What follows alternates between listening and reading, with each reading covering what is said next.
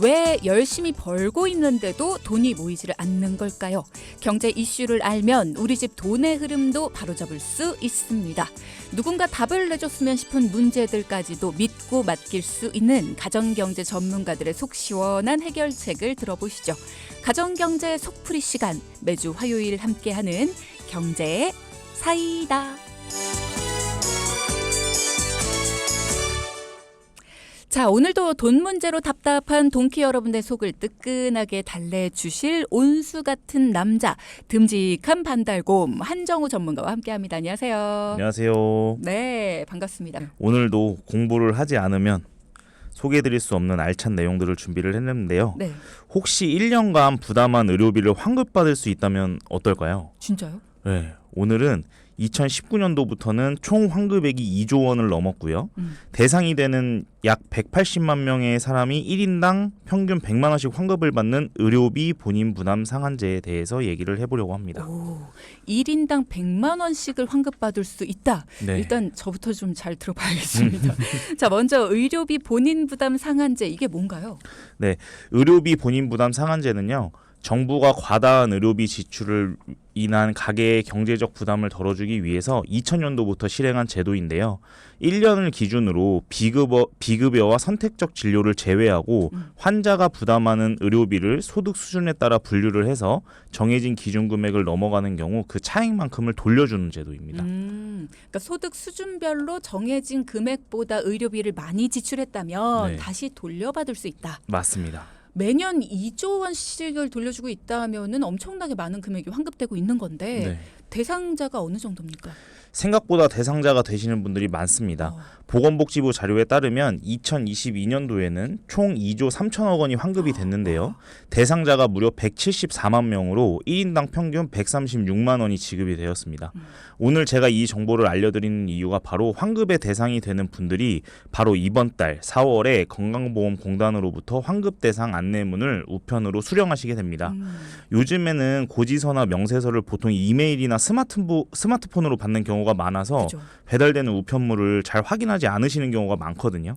우편물 확인은 물론 우편물 없이도 확인할 수 있는 방법을 알려드릴 테니까요. 집중해서 잘 들어주시기 바랍니다. 네, 174만 명이라고 하면은 꽤 많은 분들이 받으실 수가 있는 거고 또 평균 1인당 136만 원이면은 굉장히 큰 금액입니다. 맞아요. 자, 자세히 알아보겠습니다. 뭐 일단 136만 명이면 다 받는 건 아니네요. 네, 그렇죠.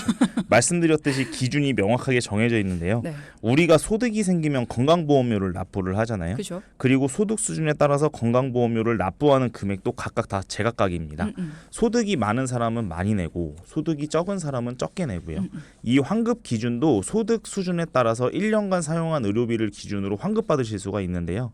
건강보험공단에서는 소득 수준을 총 10단계로 나눠놓고 있고 연간 의료비는 소득 1분위 81만 원부터 소득 10분위는 584만 원까지 나눠져 있는데요.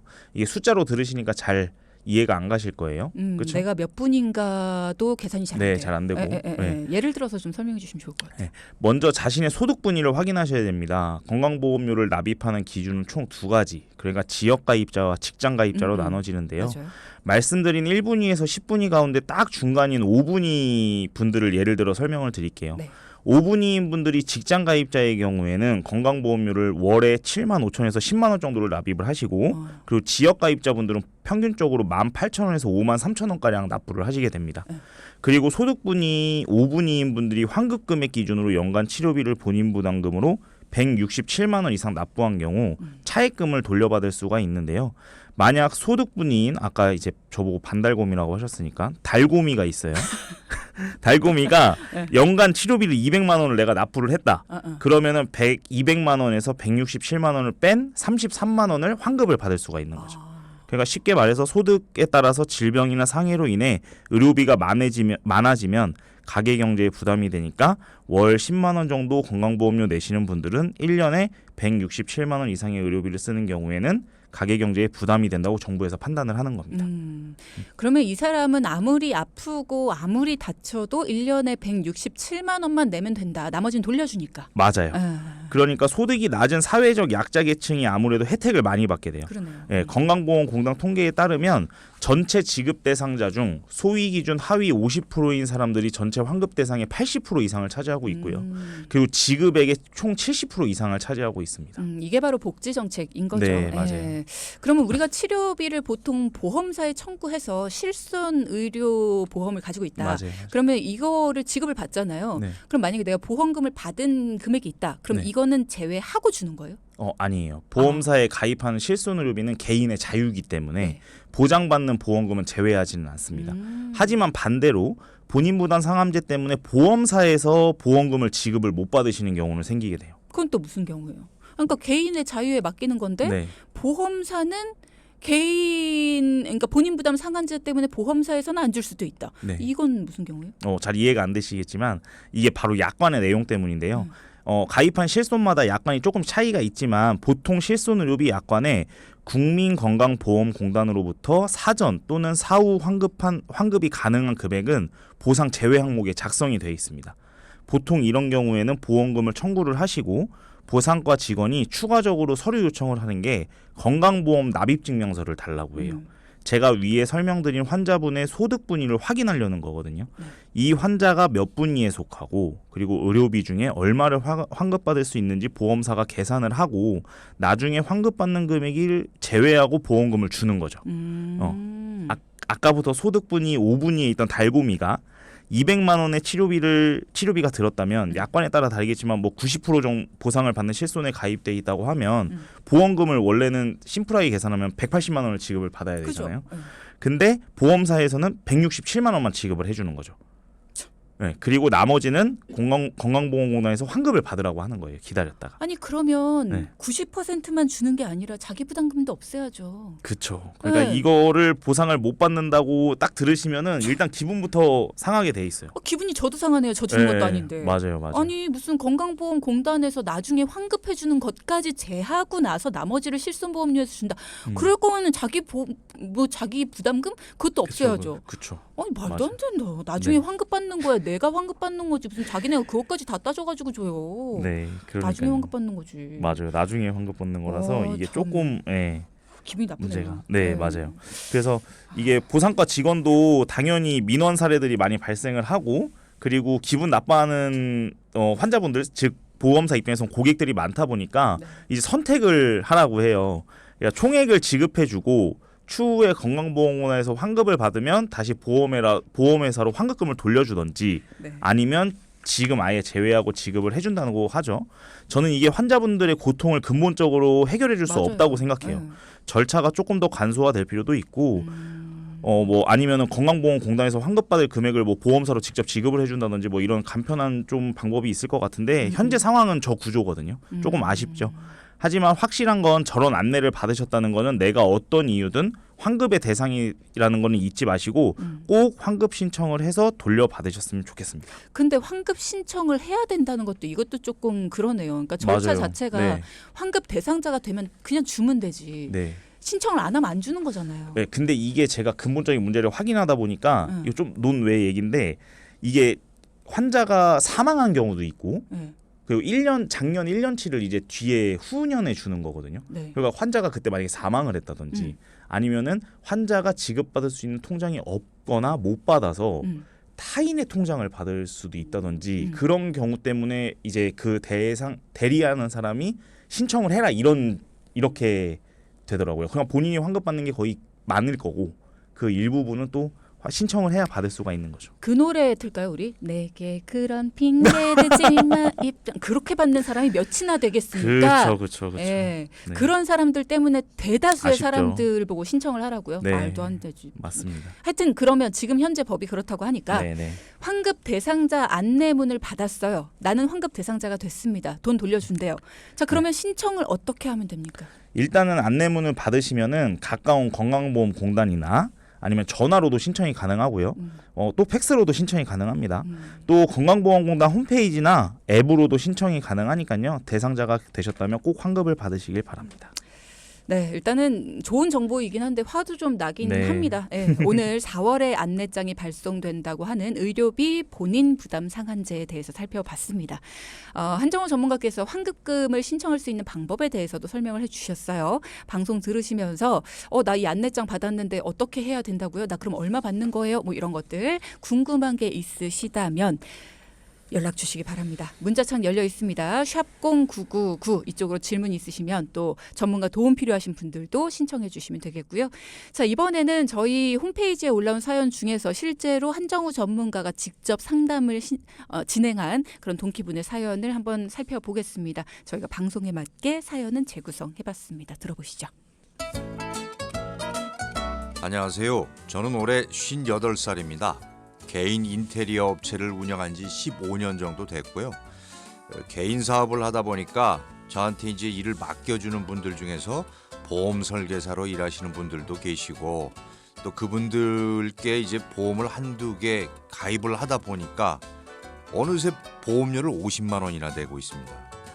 설계사님이 좋다고 해서 가입을 했다가 어떤 보험인지 제대로 기억나지 않는 보험도 좀 많고요. 그래도 간혹 이제 그분들께 여쭤보면은 그거 잘 들어놓은 거라고 걱정 말라고 그러십니다. 그동안 이제 저한테 다른 인테리어 고객들도 많이 소개시켜 주시고 또 제가 도움받은 것도 있고 그래서 이게 좀 부담스럽지만은 단칼에 해지를 못 하겠더라고요. 그래서 요즘 보험만 생각하면은 머리가 좀 너무 아픈데 아직 건강합니다마는 이제 여기저기 조금씩 아프기 시작하는데 요 보험 이대로 둬도 되는 건지 걱정입니다. 도움 좀 부탁드립니다. 자영업자분들이시라면 굉장히 공감을 하실 것 같습니다. 이게 손님들, 고객분들이 하나 둘씩 좀 요청을 하면 하나 둘 정도는 큰 금액이 아니다 보니까 맞아요. 가입을 하게 되고 나중에 뭔가 이게 무슨 내용인 거지 하고 슬며시 정말 그것도 큰 각오를 하고 물어보는 거란 말이죠. 큰 맞아요. 결심을 하고. 근데 좋은 거예요. 그냥 갖고 있으면 다 도움돼. 이렇게 정리를 해버리면 또 자세하게 물어보기도 뭐하단 말이죠. 이렇게 정리가 됐는데 일단은 월에 50만 원씩 내는 게 사실 요즘 경제 상황에서 그렇게 쉬운 일은 아니에요. 만나고 오셨습니다. 한정우 전문가님 만나고 오시니까 어때요?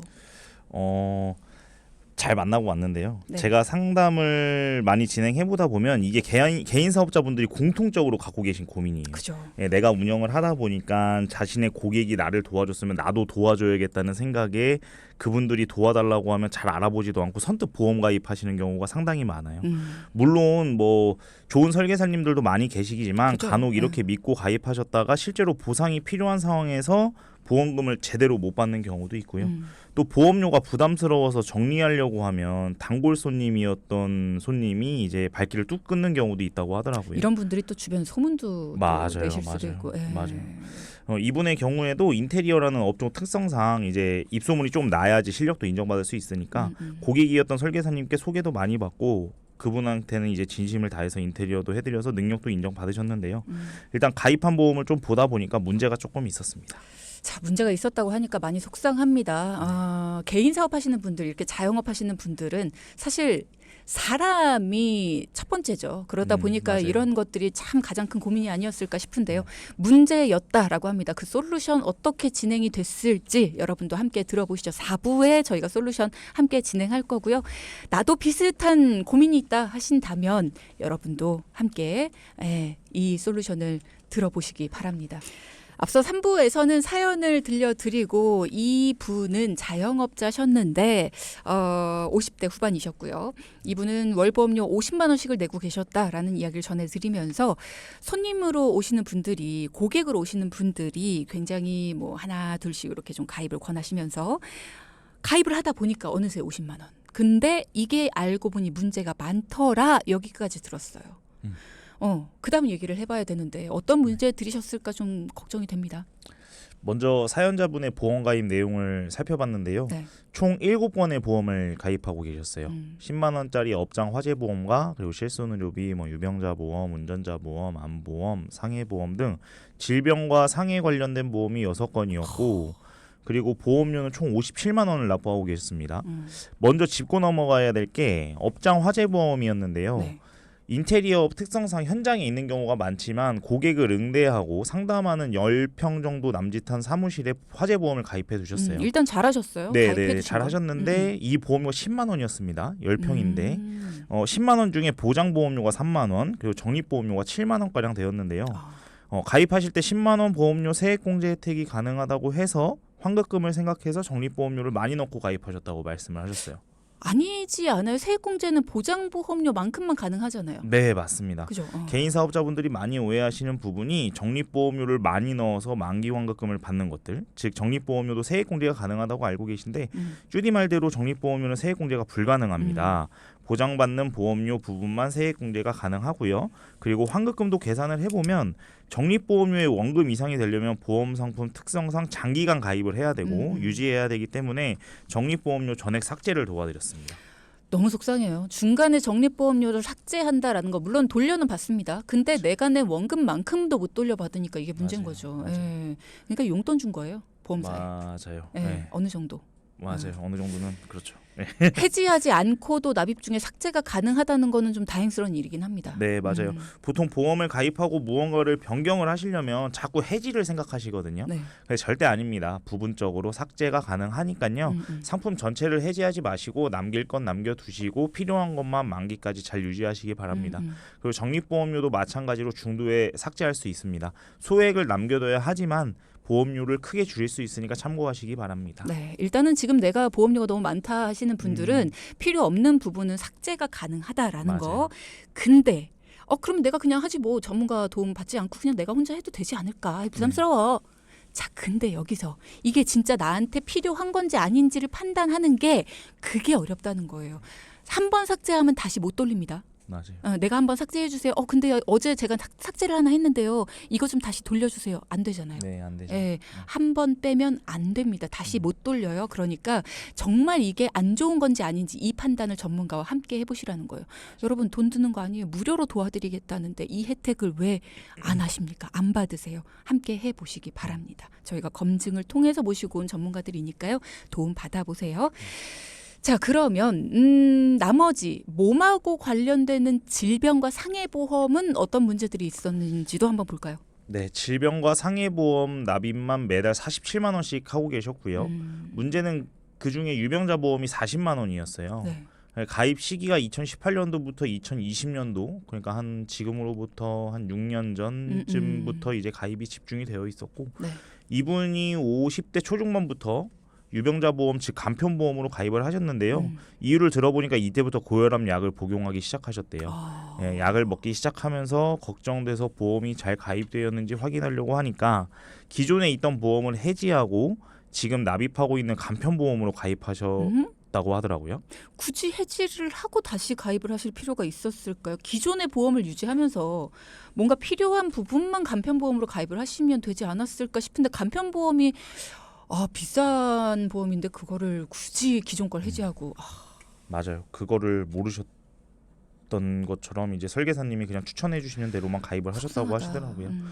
동키분들이 아시는 것처럼 간편보험은 일반 건강한 사람들 보험에 비해서 보험료가 조금 비싸요. 그리고 가입하셨던 시기가 2018년도 처음 유병자 보험 간편보험이 이제 막 활성화가 됐던 시기예요. 이때가.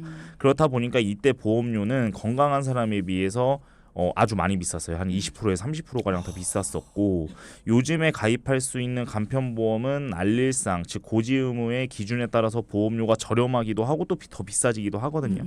근데 2018년도 당시에는 선택지가 보험회사별로 한 두세 가지 정도밖에 없었어요. 초창기다 보니까. 그래서 보험료가 비싸게 납입을 하고 계셨던 거죠. 그렇구나.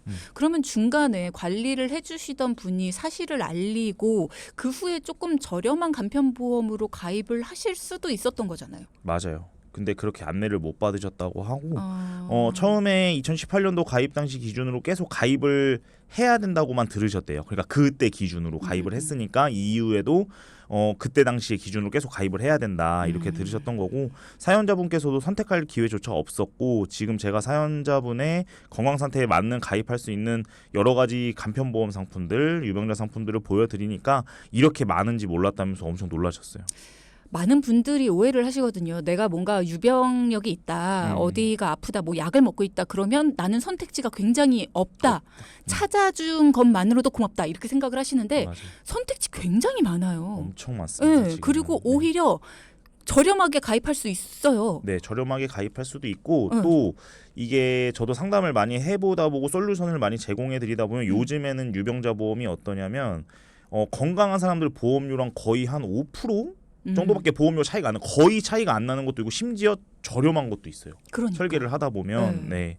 근데 그런 것조차 모르는 상태로 너무 비싸게 가입을 하시는 맞아요, 경우들이 맞아요. 있어서 네, 선택지 많습니다. 여러분 네. 많이 비교해 보셔야 돼요. 자, 그럼 이분께는 어떤 솔루션을 제시해 주셨습니까? 네. 먼저 아까 말씀드렸듯이 10만 원이었던 업장 화재보험의 경우에는 적립보험료를 최소한으로 줄여서 모두 삭제를 하고 3만 원으로 줄여드렸고요. 네. 그리고 기존의 계약 전환을 통해서 유지하시던 3세대 실손의료비와 그리고 인테리어업을 하시면서 사용하시는 영업용 화물차 운전자 보험은 기존 그대로 유지를 도와드렸어요. 잘 가입해 두셨기 때문에. 네. 그 기존의 그 유병자 보험 그 안에 암 진단비 5천만 원과 뇌졸중 급성 심근경색 진단비 각각 2천만 원. 그러니까 수술비 특약이 있었던 32만 원짜리 이제 유병자 간편보험 2018년도에 가입하신 것 같은 경우에는 암 진단비 5천만 원으로 동일한 보장 내용과 그리고 범위를 넓혀서 뇌혈관 질환, 허혈성 심장 질환 진단비 각각 2천만 원씩 그리고 수술비 특약까지 해서 종합 간편보험으로 23만 원짜리 비갱신의료 월 9만 원으로 줄여드렸습니다. 그렇게 좋은 것도 아니었구만. 네, 맞아요. 그렇게 좋은 것도 아니었어요. 네. 뇌졸중에 급성 심근경색 네, 선택지가 진단비. 없으셨던 거죠. 네, 그러니까. 네. 참 어쨌든 범위를 쭉 늘려서 월 9만 원을 줄여드렸습니다. 그렇게 해서 앞서 줄인 금액까지 합치니까 벌써 16만 원이 줄어들면서 그렇죠. 비갱신입니다. 게다가 네. 이렇게 해서 뇌혈관 심장 질환 범위는 늘어났습니다. 네. 그리고 하나 더 남았는데요. 네. TV 광고를 보시면서 간편하게 가입하셨던 2만 원, 3만 원짜리 상해보험과 질병보험들 내용을 살펴보니까 모두 중복 보상이 된다든지 아니면 받기 어려운 특정 질환 특약들이 많이 들어가 있었어요. 그래서 요것들은 이제 정리를 도와드렸고 네. 전부 이제 해지하게끔 추천을 드렸습니다. 그래서 총 57만 원이었던 보험료가 24만 원이 줄어서 총 33만 원 납부하시도록 조정을 해드렸습니다. 잘하셨네요. 가끔 가다가 지인들한테 여기저기서 이렇게 가입을 하시는 바람에 요거 내가 정리해 주세요라고 전화하기가 조금 그렇다 하시는 분들이 있거든요. 차라리 전문가한테 정리정돈을 맡기시면 전문가가 중간에서 정리정돈을 해드리니까 이런 게 오히려 더 편하실 수가 있어요. 내가 직접 전화를 해서 이게 뭐 어떤 것 때문에 뭐 어떻게 정리를 해야 되고 뭐 어떻게 해서 뭐 무슨 사정이 생겨서 이렇게 하지 마시고 그렇다고 내가 20년을 계속 이 돈을 납입을 하고 있을 수는 없잖아요. 상황을 뻔히 알았는데 나한테 도움이 안 되는 걸 알았는데 차라리 용돈을 주세요. 그분한테. 차라리 그분한테 그분한테 진짜로 밥 한번 사주시고 밥 한번 사주시고 용돈을 주시든가 아니면 내가 이거 중간에 정리해서 너무 미안해. 네. 근데 우리 아들이 그냥 정리를 해버렸네. 너무 미안해. 그냥 이렇게 해버리세요. 그리고 나는 그냥 정말 나한테 쓸모 있는 걸로 싹 정리정돈하세요. 그것 전문가한테 그냥 전문가랑 함께 의논하세요. 그렇다고 전문가한테 그냥 맡기시는 건 아니고 그 전문가랑 함께 의논하십시오. 자, 봄맞이 대청소 하잖아요. 우리 집안이 막 지저분하면 우리 마음도 참 그렇죠. 이렇게 정리정돈 하십시오. 그렇게 해서 여유 자금도 만드시고요. 내 노후를 위한 그리고 내가 뭔가 쓸모 있는 곳에 돈을 쓸 수 있는 마음의 여유도 좀 만드세요. 그렇게 하셔야 됩니다. 네, 오늘의 포인트도 짚어보겠습니다. 첫째. 병원비 많이 냈다면 의료비 본인 부담 상한제로 환급받자. 네, 둘째. 유병장수 시대 나에게 맞는 간편보험 찾아 가입하자. 네, 자 지금까지 경제사이다 시간이었습니다. 한정우 전문가와 함께했고요. 이제 대전으로 다시 내려가셔야겠네요. 네. 네. 저도 이제 투표를 내일 해야 되기 때문에 아하. 네, 내려가야 그렇군요. 됩니다. 네, 네. 조심히 내려가시고요. 오늘도 수고 많이 하셨습니다. 네, 감사합니다. 네, 방송 중에 상담해드리는 내용은요. 청취자 여러분의 올바른 투자 판단을 위해 참고로 드리는 말씀입니다. 금융상품 가입이나 해지 같은 판단은 스스로의 책임으로 결정하셔야 한다는 점 꼭 기억하시기 바랍니다.